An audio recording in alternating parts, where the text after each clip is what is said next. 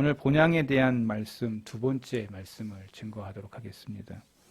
여러분이 다 집에서 살지만 진짜 고향은 다 여러분들이 태어난 곳이기도 합니다. 그러나 우리 예수 믿는 사람들의 본향은 저 하늘이라고 성경은 우리에게 말해주고 있습니다. 오늘 본향에 대한 말씀을 전하면서 지난 시간에 우리의 본향이 이 세상이 아니라고 제가 말씀을 증거했습니다. 이 땅은 잠시 거쳐가는 여관이고 잠시 살다가 지나갈 그러한 곳이지 영원히 이 땅에 우리가 있지 않다라는 것입니다. 오늘 두 번째 시간으로 이 세상을 지나가는 진정한 그리스도인에게 그렇다면 그리스도는 누구냐? 한번 따라해 보겠습니다. 그리스도는 누구냐? 그리스도가 누구인가를 저와 여러분들이 조금 이 시간에 같이 나눠보려고 합니다. 본향 얘기를 하는데 왜 그리스도 주님을 이야기하는가? 두말할 필요 없이 참된 그리스도인이 된다라는 것은 주님을 만난 사람들입니다. 주님을 인격적으로, 개인적으로 말씀을 통해서 만난 사람들. 그래서 그 만난 사람들이 변화의 역사가 시작된 그것은 저와 여러분들이 개인적으로 한 사람 한 사람이 다 한 사람 한 사람이 주님으로 인해서 거듭난 사람들이라는 거죠. 다시 태어난 사람들이라는 겁니다. 그래서 그러한 예수님을 만난 사람들의 본향이 바로 저 하늘에 있음을 성경이 우리에게 말해주고 있는 거죠. 그래서 참된 그리스도인이 날마다 향해 가는 곳이 어디인가? 그리스도를 통하여 저 천성을 달려가는 것이다. 그래서 존 버년이 철로 역정을 기록하면서 그의 마음속에 품었던 그리스도를 만난 자가 멸망의 도시에서 천국, 천성을 향해 달려가는 순례의 길을 이야기한 것이 철로 역정이에요. 오늘도 저와 여러분들이 주님을 만나고 나서 이 세상의 멸망의 도시에서 어디를 향해서 본향인 천국을 향해서 달려가는 이 길 노상 가운데 오늘 저와 여러분이 서 있다는 겁니다. 참된 그리스도인은 날마다 향해 가는 곳이 분명합니다. 이 땅의 것에 집착하는 게 아니라 저 하늘에 집착하고 이 땅의 것에 속는 것이 아니라 저 하늘을 바라보면서 위로와 평안을 갖는. 그래서 날이 갈수록 저 본향을 향해 가까이 가고 있는 자들이 오늘 저와 여러분들이거죠.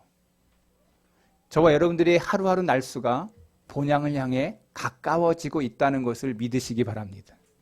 제가 그걸 느껴요. 이전엔 눈이 좋아가지고 잘 보이는데 이젠 눈도 잘 흐려져요. 제가 지금 늙고 있다는 것을 삶으로 느끼고 있는 거예요. 가끔가다 잘 안 들리기도 해요. 옛날에는 또렷하게 최범규라고 얘기만 해도 저 멀리서도 얘기하면 들렸는데 누가 날 욕하는지 안 하는지도 딱 들렸는데 이제는 잘 들리지도 않으려고 하고 이제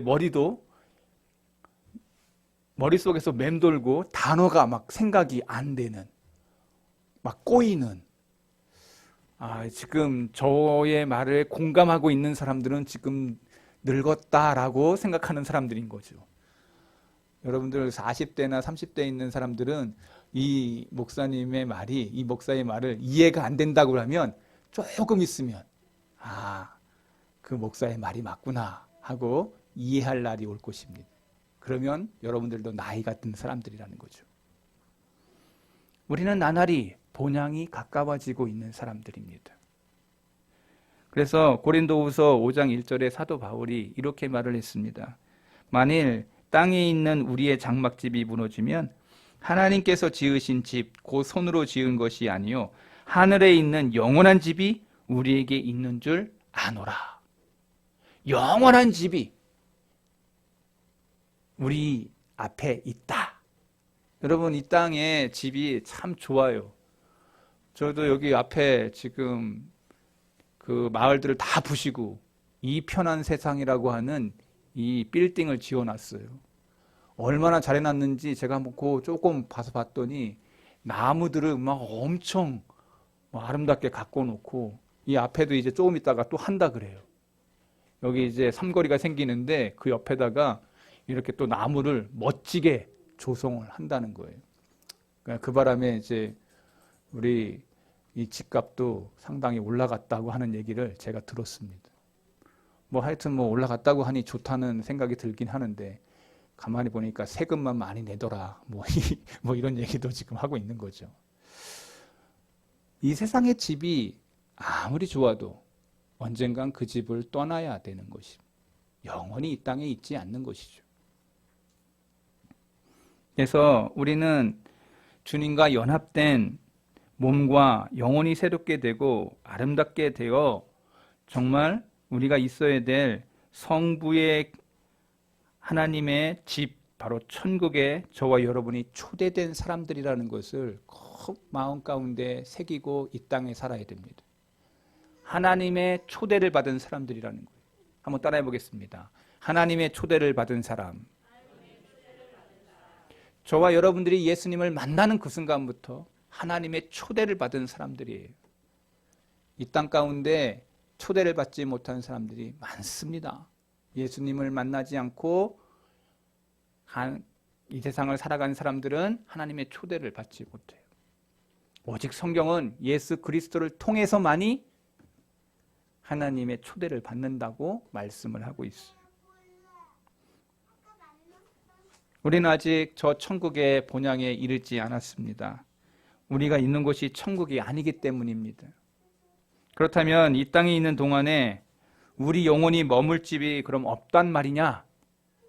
황량한 이 세상 속에서 지속적으로 우리 영혼이 고침을 받고 안식과 평안을 누릴 집이 그럼 없단 말이냐? 감사하게도 하나님께서는 이 땅에서도 우리가 누릴 집을 주셨습니다. 수고하고 무거운 짐진 자들아 다 내게로 오라. 예수 그리스도가 우리의 집이 되어주신다는 거죠. 우리는 이 땅을 살면서 수고합니다. 우리는 이 땅을 살아가면서 무거운 짐을 질 때가 많습니다. 누가 우리의 집이 되는가? 성경은 예수 그리스도 안에 머문 자가 진정한 이 땅에서의 위로와 평안을 받을 수 있는 곳이다 라고 말하고 있습니다. 우리가 이 땅에 수고할 때 주님이 알아주시는 것입니다. 이 땅에 무거운 짐을 질 때 주님께 나아갈 때 주님이 우리의 무거운 짐을 내려놓게 하십니다. 그래서 성경은 우리에게 그리스도가 우리의 집이다 라는 것을 성경이 설명해 주고 있습니다. 우리는 믿음으로 그리스도를 압니다. 우리는 그분을 믿는 믿음으로 이 세상을 살아갑니다. 우리는 날마다 믿음으로 그분 안에 거해야 됩니다. 아주 중요한 말이 있습니다. 믿음으로 그분 안에 거하는 거예요. 너무나 중요한 말이기 때문에 한번 따라해 보겠습니다. 믿음으로 그분 안에 거하라. 여러분, 믿음으로 나아간 자에 대해서 성경이 뭐라고 얘기하고 있습니다. 요한복음 3장에 보면 니고데모가 밤에 예수님을 찾아와요. 그리고 조금 있다가 사마리아 수가성 여인이 나오는데요. 그때 성경은 이 사도 요한을 통해서 뭘 얘기하고 싶은 거냐면 믿음으로라는 표현에 이 니고데모는 믿음이 없어서 주님을 밤에 찾아와 사람들을 두려워했어. 근데 이 수가성 여인은 믿음으로 얘기를 해. 나는 예배드리는 것에 대한 얘기를 막 하고 이러면서 주님이 대꾸할 때 누가 더 높이시는가? 세상적인 눈으로 볼 땐 니고데모가 국회의원쯤 되고 되게 높이 하는데 그 사람에 대해서는 주님이 아이고 네가 선생에 대해서 그것도 모르냐 막 이렇게 야단을 치는데 수가성 여인에 대해서는 믿음으로 나온 여인에 대해서는 그것에 대해서 사실은 신분 가치로 따지면은 훨씬 더 니고데모가 높은 자리에 있는 것처럼 보여도 주님은 도리어 거꾸로 보고 계시는 것을 보게 돼요. 믿음으로 나온 자에 대하여 주님이 그 예배하는 자에 대하여 물을 때에 주님이 더 신령한 대답을 해주고 있어요. 사람은 신분의 가치를 가지고 그 사람을 대할 수 있어요. 우리도 그렇지 않습니까? 이 세상을 살아가면서 험한 일하고 힘든 일 하면은 아유 저 사람 못 배운 사람 저 사람 뭐 아이고 그러네 여러분, 그러나 세상의 기준으로는 사람들을 편애하고 사람들에 대해서 아이고 뭐 저러냐 이렇게 평가할 수 있을지 몰라도 주님께서 보실 때에는 이 세상의 신분이 아니라 믿음으로 나온 자들에 대하여 주님이 기뻐하신다는 거예요. 오늘 본문에 믿음으로 그리스도를 알고 믿음으로 주님 앞에 살아간 자들, 성경은 이러한 사람을 성도라고 얘기하고 있어요. 사도 바울은 성도라고 할 때 이렇게 썼어요. Brother and sister. 주님 안에서의 형제요 자매라고. 믿음으로 살아가는 자들이 진짜 형제고 진짜 자매라는 거예요. 그러니까 옆에 사람이 멀리 있는 사람들이 아니고 진짜 우리의 형제고 진짜 우리의 자매라는 거예요. 피를 나는 그리스도의 피로 한 형제가 된 사람들인 거예요. 오늘 저와 여러분이 그러한 믿음의 종들인 줄, 연대감을 갖는 하나님의 종들인 줄 믿습니다. 저도 형제들 있지만은 1년에 몇 번 만나요. 근데 저와 여러분들은 주일날마다 만나. 그러니까 누가 더 형제야? 제가 볼 때는 여러분들이 저의 형제고 저의 동료고 저의 친구들이라고 저는 믿습니다. 이 아멘이 상당히 현찮아요? 저는 그렇게 생각해요. 그래서 우리는 날마다 믿음으로 그분 안에 거해야 되고 양심의 풍파가 일 때마다 그리스도에게 피해야 됩니다. 어려움이 닥칠 때마다 그리스도를 피난처로 삼아야 됩니다. 그래서 시편에 보면은 다윗이 성도로서 그가 늘 피했다, 피난처가 되신다, 나의 반석이 되신다, 나의 위로가 되신다, 나의 힘이 되신다, 나의 강한 성이 되신다, 늘 이렇게 이야기했던 거예요.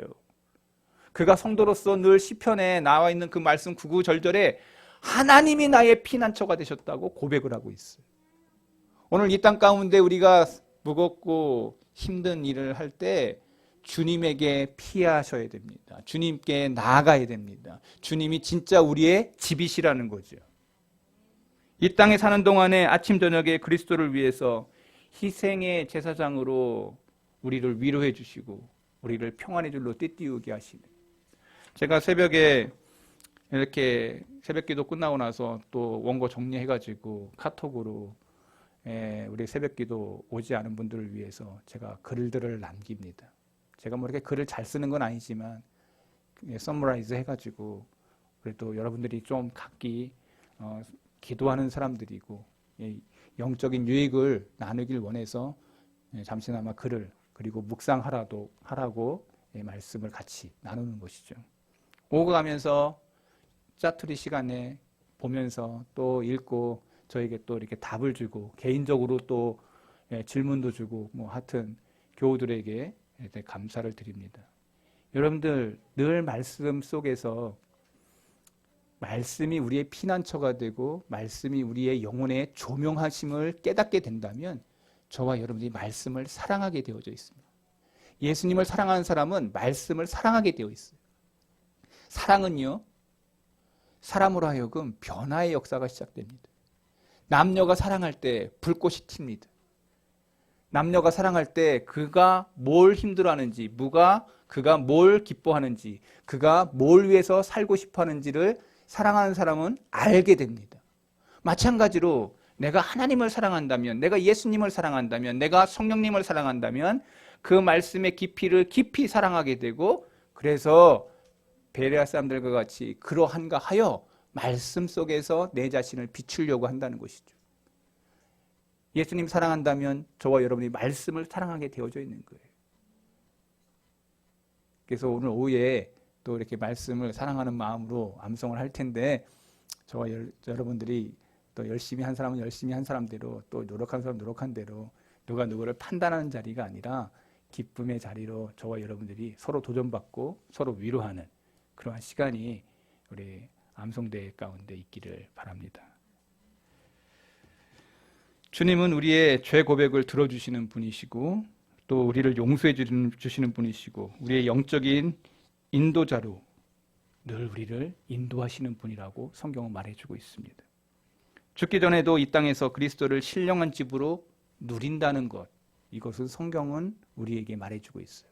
주님에게 나오는 자들이 신령한 집 안에 거한 자들이라고. 믿음으로 그리스도를 누리는 모든 죄인들에게 그리스도는 가장 고상한 의미에서 우리의 진정한 거처가 되신다는 거예요. 그러므로 우리가 이 땅의 순례자요 나그네이지만 그런 우리에게도 거할 집이 있다는 거죠. 그리스도 안에. 그러니까 여러분 가정 안에 그리스도를 모신 가정이라면 저와 여러분은 그 가정에 작은 천국의 역사를 맛보게 될 것입니다. 여러분의 가정 안에 큰 주님이 계시지 않고 하나님이 계시지 않고 성령님이 거하시지 않는다면 여러분의 집은 천국이 아닌 지옥이 되어 있는 것이죠. 주님 모시는 가정은 뭔가 달라요. 제가 신방을 이렇게 잘 다니지는 않지만 신방을 가보면 그 가정에 뭔가 흐르는 게 달라요. 많은 목사님들은 신령한 목사님들은 이게 뭔가 있다 이렇게 느낀다는 거죠. 저는 그것을 잘 믿지는 않습니다만 느껴지는 것은 있는 거죠. 이들이 하나님을 잘 섬기는 그러한 백부장과 같은 고넬료와 같은 그러한 가정인가. 예배를 탁 드려보면은 신방 탁 드려보면 목사가 느끼는 게 있어요. 이 둔한 목사도 느끼는데 하나님이 느끼지 못하실까? 하나님이 보시지 않는 것이 없을 거예요. 여러분 가정의 실생활에 믿음을 보시고 신앙을 보시는 그 하나님이 여러분을 모를 리 없습니다. 한 사람 한 사람의 영혼을 너무나도 잘 아시는 거예요. 집은 그리스도께서 이 땅을 지나가는 인간 앞에 두신 모든 상징과 은유 가운데 가장 큰 위로와 기쁨을 주는 것, 이것이 집이에요. 아이들이 집에 들어올 때 엄마 있고 아빠가 있을 때 그들은 큰 위로를 받습니다. 애들이 제가 어린 나이 때 엄마가 집에 계시면 저는 그냥 그렇게 아양을 떨고 저거 했던 것 같아요. 이 둘째의 필살기가 있는 거죠. 자식들 많을 때 제가 둘째인데요. 위아래로 치워. 그러니까 둘째가 살아남으려면은 머리를 비상하게 굴려야 돼요. 그래서 저도 자녀들 많은 가정에 둘째를 유심히 봅니다. 제가 둘 중에 하나로 산다는 거죠. 혁명가로 살든지 아니면은 굴종에서 그냥 종으로 살든지 둘 중에 하나죠. 근데 역사적인 비밀을 보면 박정희는 둘째인데 혁명가로 살았습니다. 자기의 뜻을 이루려고 뒤집었죠. 저도 그런 사람은 아닌가 생각을 해봅니다. 근데 제가 왜 이런 얘기를 하냐. 집에 가면 엄마가 계시면 그렇게 평안해요. 엄마의 존재가 집 안에 그렇게 중요한 것처럼 우리가 예수를 믿는 사람들이 집 안에 딱 가서 주님으로 인해서 내 마음의 평안과 기쁨을 누린다면 그 사람은 어느 곳에 가든지 그 위로자 되신 주님이 함께 계시다고 하는 그 증거와 능력을 삶 속에서 발산하게 되어져 있습니다. 집이란 말은 가장 달콤하고 다정다감한 어감과 느낌을 주는 말 가운데 하나잖아요. 집은 우리를 가장 기쁘게 하는 생각들로 가득한 곳이기도 해요. 그 집에 사는 사람에게 최상의 행복을 누리는 곳이 바로 집인 거예요. 애들을 보면요. 그 가정에서 어떻게 사랑을 받은 자인가를 알게 돼요. 애들을 보면. 애들이 맨날 가정에서 꾸지람 듣고 이렇게 책망 듣고 매 맞고 했던 애들하고요. 늘 사랑받고 이렇게 칭찬받고 인정받고 이렇게 했던 애들이 얼굴이 달라. 여러분 그래서 애들을 보면은 어른들을 안다는 얘기가 바로 그 말인 거예요. 사랑을 많이 받은 사람은 밖에 나가서도 사랑해. 근데 안에서 사랑을 받지 못하면 밖에 나가서 이것을 발산해. 다른 데를 찾아. 나에게 사랑을 주는 곳을 찾아가는 거예요. 여러분 이게 얼마나 비참하게 느껴지는지 여러분 아셔야 돼요. 많은 범죄자들 가운데 가장 중요한 것은 가정에서 사랑받지 못했기 때문에 나타난 증거가 바로 그런 것들이었어요. 가정은 바로 그런 곳입니다. 그러기에 그리스도를 믿는 모든 영혼은 그분을 집으로 여기는 사람들이기 때문에 변화무쌍하고 낙담이 끊이지 않는 죽어가는 이 세상 한가운데서 참된 그리스도인은 항상 이 땅에 어떠한 권세로도 앗아갈 수 없는 주님과의 연합이 있는 사람들의 무언가 다른 게 있다는 거죠. 세상 사람들하고는 뭔가 다른 게 있어요. 아침, 점심, 저녁 신자로서 바로 가까이에 살아계시는 우리 부모님들을 찾아가서 보면 저와 여러분들이 부모지간에 딱 느껴지는 게 있다고. 느껴지는 게. 아, 우리 어머니 지금 잘 계시구나. 우리 아버지 잘 계시는구나. 안 되면 전화라도 드려서 그건 뭔가 정이 통해. 여러분 그 사랑의 애정이 여러분들 다 느낄 거예요. 이 떨리는 음성 한마디 한마디에 아, 아빠가 지금 뭐가 걱정이 있구나, 근심이 있구나 다 느낀다고. 그러니까 뭐 느끼지 못하면 너무 무딘 사람인 거예요. 여러분들 삶의 속에서 부부지간에 그걸 못 느낀다고 그러면 진짜 무딘 여자고 무딘 남자인 거예요. 저는 가끔 무뎌가지고 우리 집사람 저걸 속을 긁어서 좀 저거 할 때가 있는데 센스가 조금 있어야 된다 하는 걸 좀 많이 느낍니다. 제가 화장실 갔다 오고 나면 우리 집사람이 막 화를 내요. 화장실 갔더니 남자가 흘리지 말아야 될 몇 가지가 있다 하면서 눈물 말고 그냥 내가 우리 집사람이 막 화를 내가지고 이제 하지 말아야지 하고는 최선을 다해서 열심히. 근데 이 부끄러운 것 같죠? 그게 아니에요. 남들을 위한 배려. 내가 그 배려가 없었구나라고 회개하게 된 거죠. 여러분 누가 누구를 사랑할 때 배려라는 게 있습니다. 배려. 여러분이 주님을 사랑하고 주님을 기뻐한다고 하면서 주님에 대한 배려가 너무 없는 사람도 있어요. 여러분 사랑한다고 하면 자기 마음대로 되는 거예요? 아닌 거예요. 배려. 그분이 그것에 사랑하는 것만큼 그것에 대한 내가 사랑한다고 하는 그 모양의 행태의 배려가 나타나야 되는 거예요. 그래야 부부지간에도 더 깊은 애정이 쌓이고 서로 간의 동료애도 동료애가 깊이.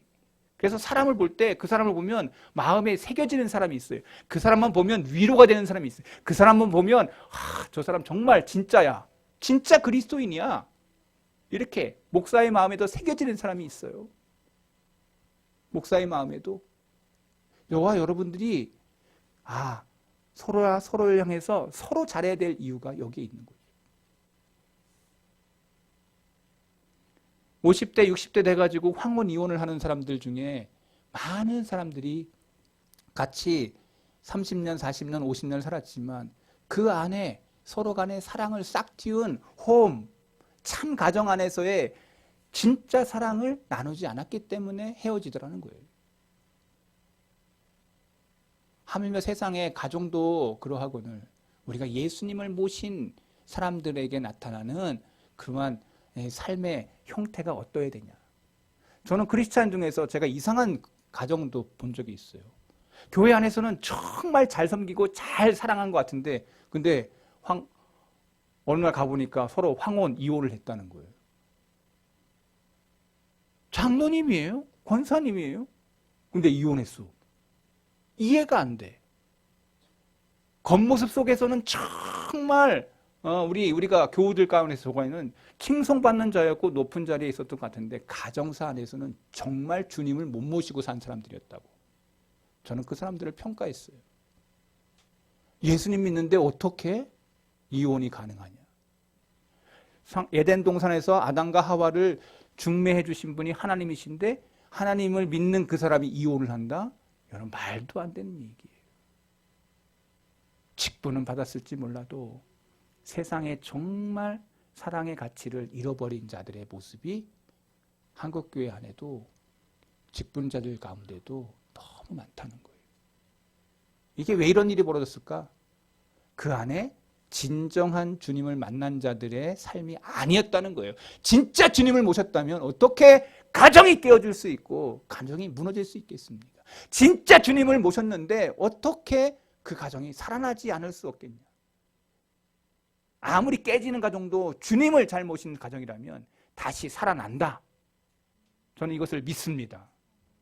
우리 교회 안에 저 앞에 1층, 3층 현관에 들어온 그 꽃이 여러분 그 나무 같은 그게 제가 그 위임식 할 때 받았던 그 나무들 중에 하나예요. 근데 진짜 좋았던 거 이렇게 굵고 막 이랬던 거는 다 겨울 되고 막 이래가지고 다 말라 죽었는데 그 가져올 때 옆에다가 꼽사리를 꼈던 조그만 거 나무 하나씩 집어넣은 게 있는데 그게 살아가지고 지금 3층과 4층에 그 못난 아이들이 우리 교회를 지키고 있어요. 메인은 다 죽고. 내가 가만히 생각해 봤어요. 살아남는 자가 진짜구나라는 걸 느꼈어요. 그래서 쟤네들에 대해서 제가 애정을 가져요. 그래서 가끔가다 물을 얼마나 제가 그래도 잘 주려고 했어요. 그 못난이가 우리 교회를 지키더라니까.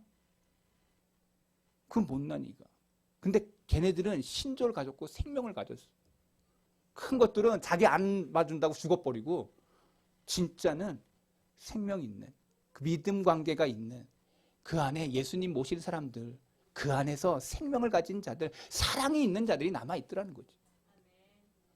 여러분 우리 교회 안에 우리 성도들 가운데 여러분 가정 안에 이러한 건강한 교인들이 될 수 있기를 바랍니다. 진짜 하나님을 사랑하고 예수님을 모신 자로서 그렇게 사랑하면서 진짜 배기가 이 땅 가운데 너무나도 없기 때문에 진짜 배기의 인생을 살아가는 진짜 우리 가정에 예수님을 모시는 사람으로서 그 아름다움을 드러낼 수 있는 참 홈, 주님 안에 있는 승리하는 가정들이 우리 교회 안에 있어야 돼요. 저는 목사로 살면서 여러 큰 교회 목사님들 막 자랑할 때 제가 그런 얘기해요. 진짜 예수님 만난 사람들의 가정이 있냐.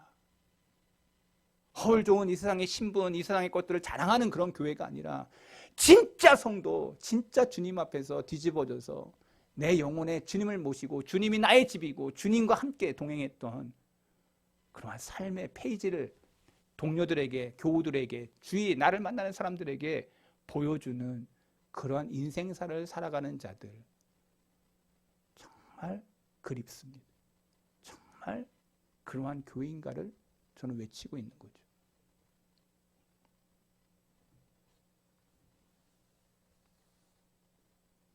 성경은 얘기합니다. 우리가 감옥에 갇힌들 주님이 함께 말씀을 나누지 못할 곳이 어디 있는가.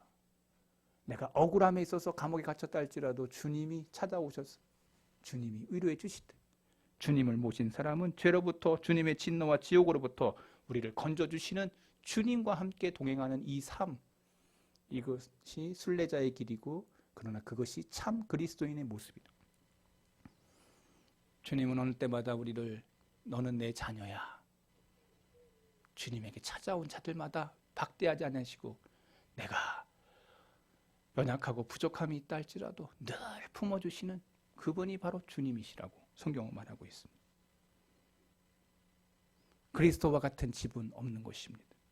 그리스도 안에 그분께 나오는 모든 사람들이 거할 자리가 충분하고 누구든지 거할 수 있고 손님 취급을 받을 사람이 없으며 아무도 거절당하지 않고 문은 항상 활짝 열려져 있으며 빗장이 쳐져 있는 일이 결코 없는 주님에게 나오는 자들마다 이러한 놀라운 역사를 체험하게 된다고 성경은 말해주고 있습니다. 여러분이 과거에 가장 악한 중에 악한이라도 죄의 종로 탄 사람이라도 모든 의의 원수로 행했든지 바리새인 중에 바리새인이고 사두개인 중에 사두개인이고 서기관 중에 서기관이었다 할지라도 그러한 자 할지라도 주님에게 나오기만 하면 다 열리는 여러분이 그리스도에게 나오는 한 소망이 있다는 거예요. 아무리 약한이라도 주님에게 나오기만 하면 소망이 있다는 거예요. 옛날에 살인해서 그 고기를 그 사람을 죽인 그 고기를 먹었던 그 몇 사람 아주 대단했어요.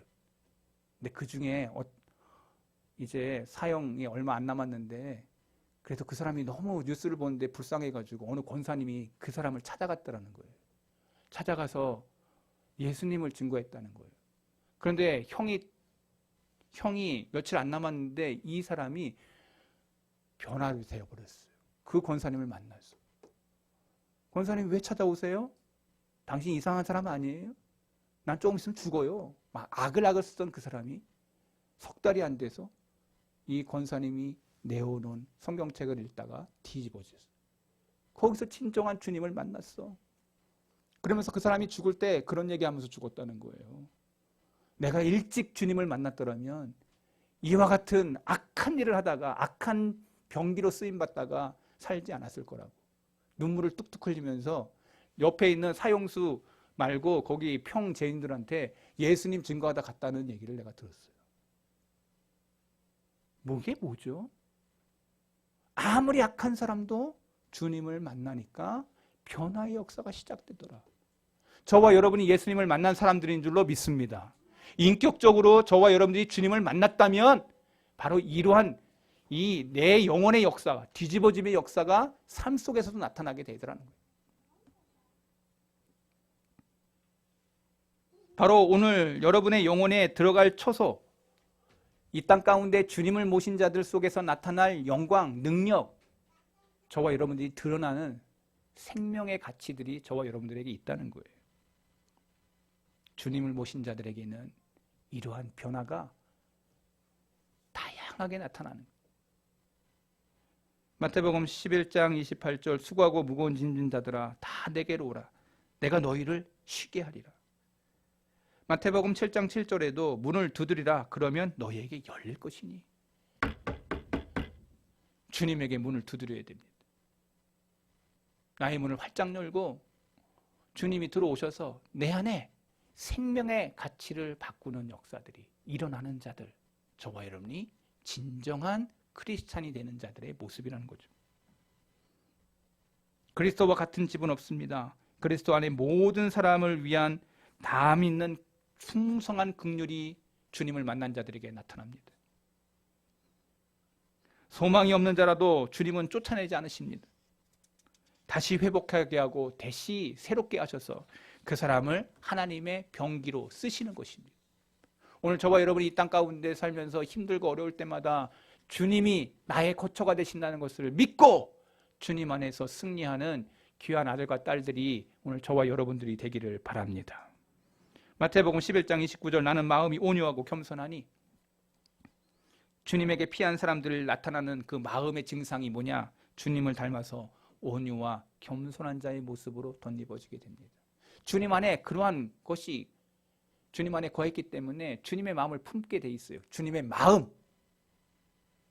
그 집에 그 풍토가 흐르는 것처럼, 그 집에 그 성향이 흐르는 것처럼 주님 안에 거하는 사람들에게 나타나는 특징이 뭐냐? 마음속에 온유와 겸손이 펼쳐지는 거예요. 온유와 겸손. 이거 얘기하려면 한없이 끝도 없이 얘기할 수 있어야 돼.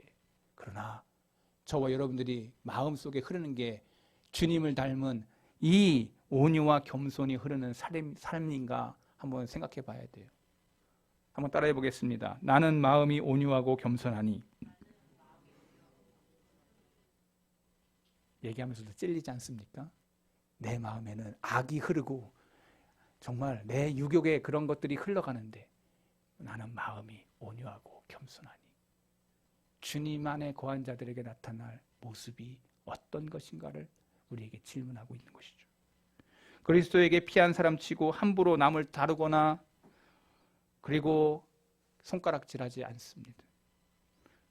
이들에게 주님께서 대우하셨던 것처럼 내가 타인에게도 그렇게 아름다운 사랑의 대화를 하고 겸손한 자가 되고 그들에게 풍성하게 온유케 하는 그런 역사들로 나를 하나님이 놓으신다는 겁니다. 그리스도와 같은 집은 없는 것이죠.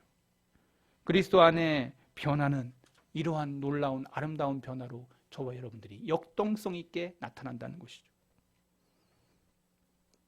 그분이 히브리서 기자를 통해서 뭐라고 얘기하는 거 아니? 예수 그리스도는 어제나 오늘이라 영원토록 동일하시니라. 주님은 변하지 않았어요. 동일해.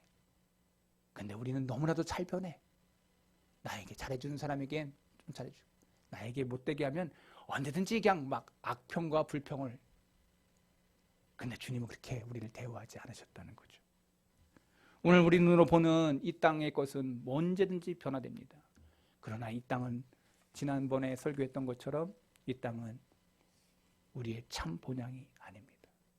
이 땅을 살아가는 순례자들로서 오늘 저와 여러분들이 예수님을 거처로 섬긴 모신 자들의 삶 속에서 나타날 그 영광과 능력을 잠시 말씀을 증거했지만 오늘 저와 여러분들이 예수님이 나의 집이다라고 믿는 사람들에게는 어떠한 역사가 일어날 것인가를 성경이 말하고 있는 진리들을 잘 생각해 보시기 바랍니다. 마지막 질문 드립니다. 여러분 안에 예수님을 모신 사람들입니까? 여러분의 영혼이 예수님을 모신 자로서의 그러한 아름다운 그러한 온유와 섬김의 그 모습이 펼쳐지고 있습니까? 예수님을 모신 자의 그 삶 속에서 저와 여러분들이 이 세상 가운데서 여러분들을 향해 많은 세상 사람들이 여러분을 뭐라고 부르고 있는지를 생각해 보시기 바랍니다. 혹여 우리 교우들 가운데 깜짝 놀라면서 당신도 예수 믿는 사람이었어? 이런 질문이 들려진다면 여러분들 이상한 질문일 겁니다. 이 뉘앙스가 어떻게 들려지는지 당신같이 악하고 당신같이 패역하고 당신같이 음란한 사람이 예수 믿는 사람이었어?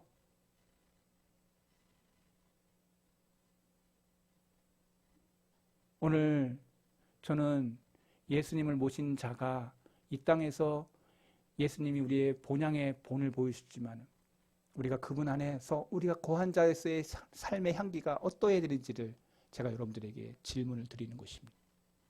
한 번 더 질문하고 말씀 마칩니다. 여러분 안에 예수님을 모신 자입니까? 기도하겠습니다.